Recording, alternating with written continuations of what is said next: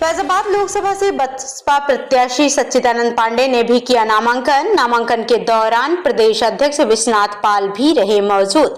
नमस्कार, आप देख रहे हैं आपका अपना न्यूज चैनल साकेत। नामांकन करने के बाद बोले सच्चिदानंद पांडे, कहा मेरे मुद्दे बिल्कुल साफ। अयोध्या की जनता अब तक सबका शासन देख चुकी है। इस शासन में आम जनता जो एक मिडिल क्लास वर्किंग क्लास जनता है, भाजपा सरकार से खुश नहीं है, उसको लाभ नहीं मिल पाया है। जो बेसिक मूलभूत सुविधाएं हैं उसमें लोग अपने आप को ठगा महसूस कर रहे हैं। यहाँ के जो नवयुवक हैं वो छात्र है, कहीं ना कहीं वह अपने आप को ठगा महसूस कर रहे हैं। एक अच्छी शिक्षा प्रणाली का भी यहाँ निर्माण नहीं किया गया। शिक्षा, सुरक्षा और स्वास्थ्य तीनों में यह सरकार फेल हुई है। बसपा के प्रदेश अध्यक्ष विश्वनाथ पाल का बयान का उन्होंने कहा कि बहुजन समाज पार्टी का मुद्दा गरीबों की पढ़ाई बहन जी ने मुफ्त दे रखी थी, वो शिक्षा दे रही थी, रोजगार दे रही थी, नौकरी दे रही थी। आम जनमानस के लिए बीएसपी ने हमेशा काम किया और हमेशा काम करती रहेगी।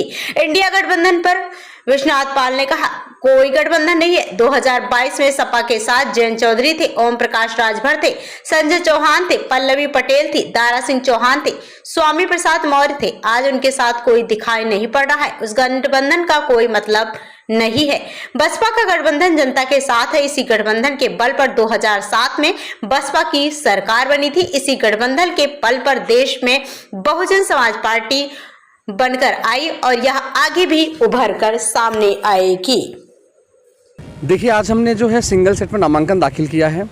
2 तारीख को हम अपने कार्यकर्ताओं और जनता के आशीर्वाद के साथ जनता के साथ नामांकन दाखिल करेंगे। क्या मुद्दे हैं?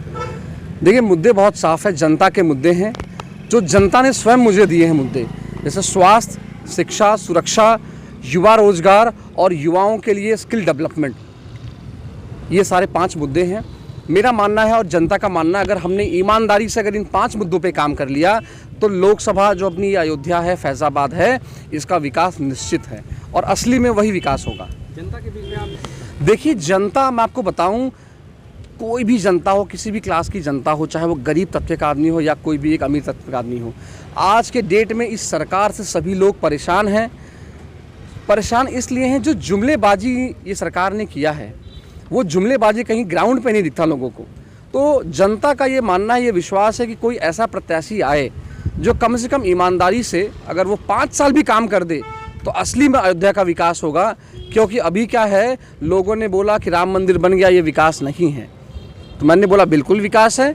500 सालों से जो चीज़ें रुकी थी आपने बनाई, उसके लिए साधुवाद है। लेकिन क्या मंदिर बनाने से सिर्फ विकास होगा? मंदिर बनाने से लोग बोलते हैं भैया रोजगार घूमेगा आसपास, बिल्कुल घूमेगा, लेकिन वो रोजगार कुछ स्पेशल लोगों के पास ही घूम रहा है।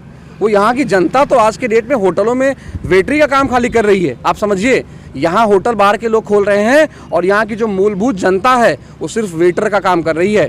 तो आप यहाँ की जनता को रोजगार कहाँ दे रहे हैं? ये सरकार विफल है। यहाँ की जनता, यहाँ के लोकल लोगों को रोजगार देने में, उनके विकास के लिए कौन सोचेगा? तो कहीं ना कहीं ये सरकार स्वास्थ्य, शिक्षा और सुरक्षा तीनों में विफल है।